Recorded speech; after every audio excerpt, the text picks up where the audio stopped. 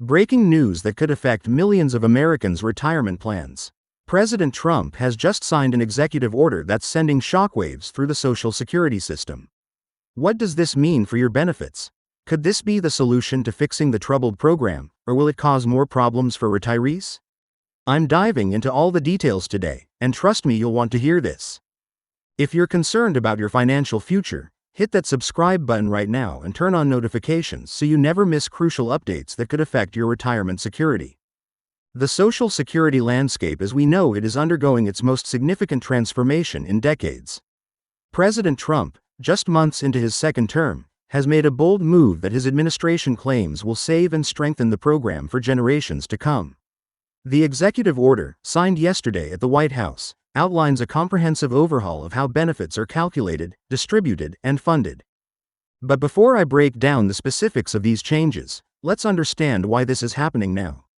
The Social Security Trust Fund has been projected to face insolvency by 2034, meaning it would only be able to pay about 78% of promised benefits.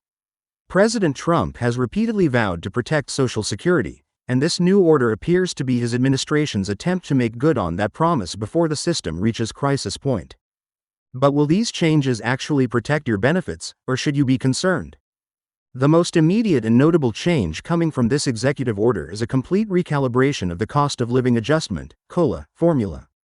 For years, benefit increases have been tied to the Consumer Price Index for urban wage earners and clerical workers, CPIW, which many economists have criticized for not accurately reflecting the spending patterns of seniors. Under the new directive, Social Security will transition to using the Consumer Price Index for the elderly, CPIE, which gives more weight to healthcare and housing costs expenses that typically consume a larger portion of seniors' budgets. Administration officials project this could result in COLAs that are approximately 0.3% higher annually than under the previous formula. While this might sound small, compounded over years of retirement, this could translate to thousands of additional dollars for the average beneficiary.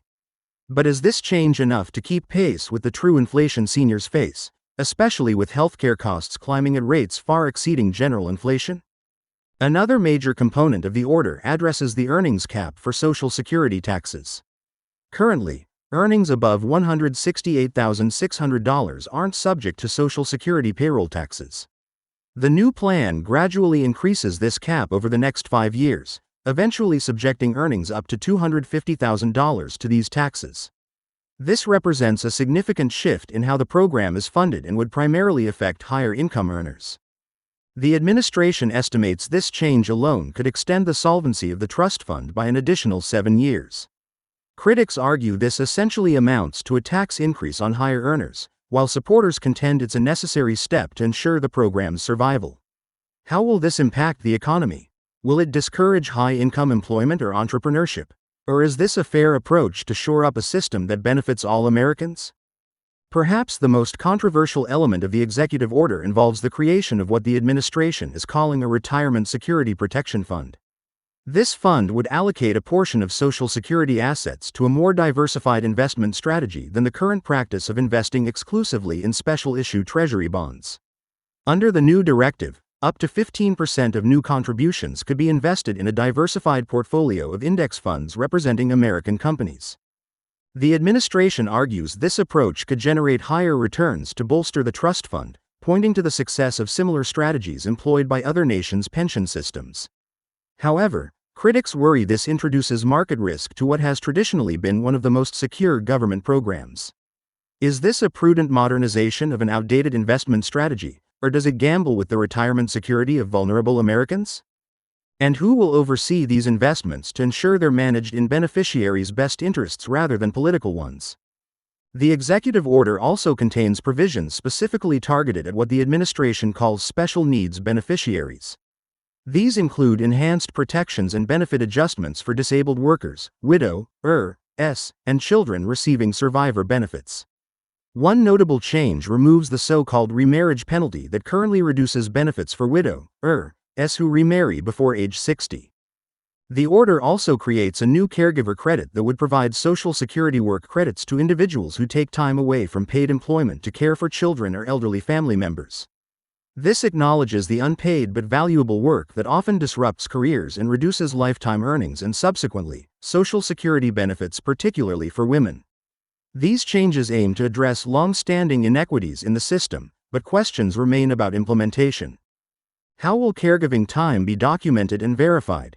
And will these additional benefits strain the system further? Another key provision tackles what many have called the notch problem: significant benefit disparities that can occur between people born just a few years apart due to changing benefit formulas and rules.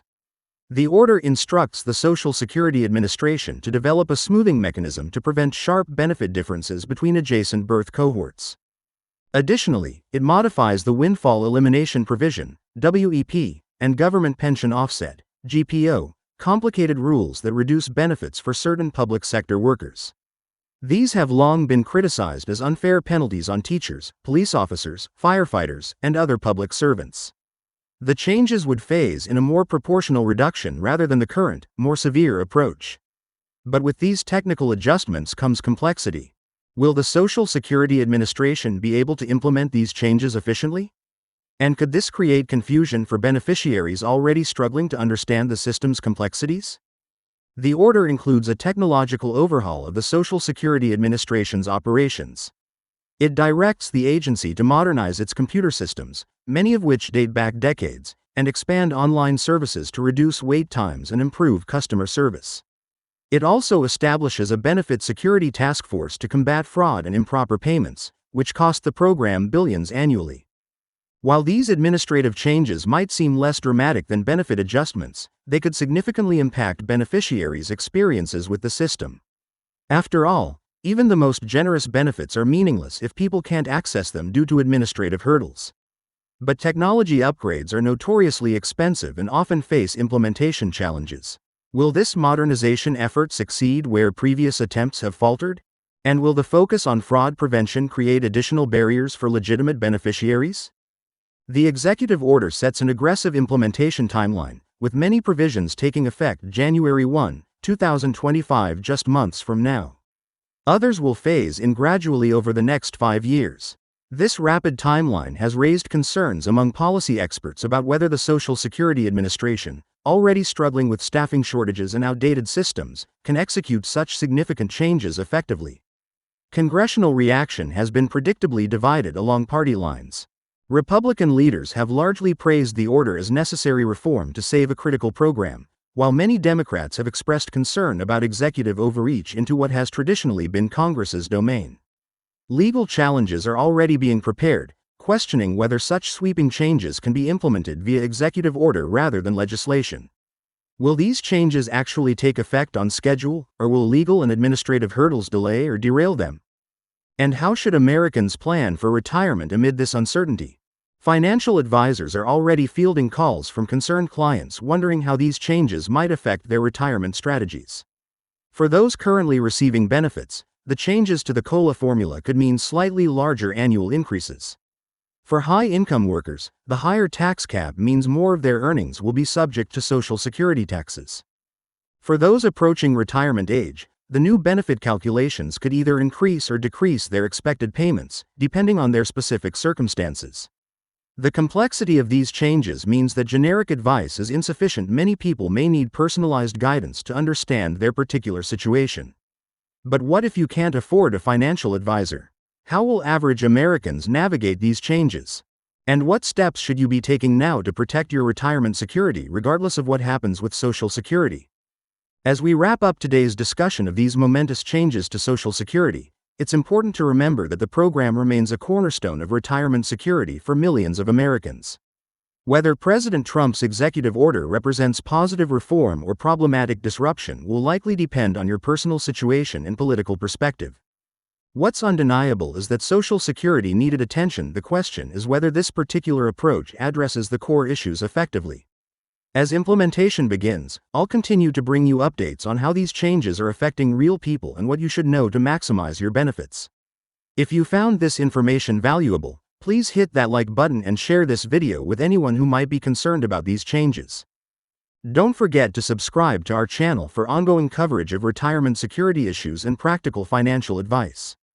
Drop your questions in the comments below. What aspects of these Social Security changes are you most concerned about? Thanks for watching, and remember, staying informed is your best defense in protecting your financial future.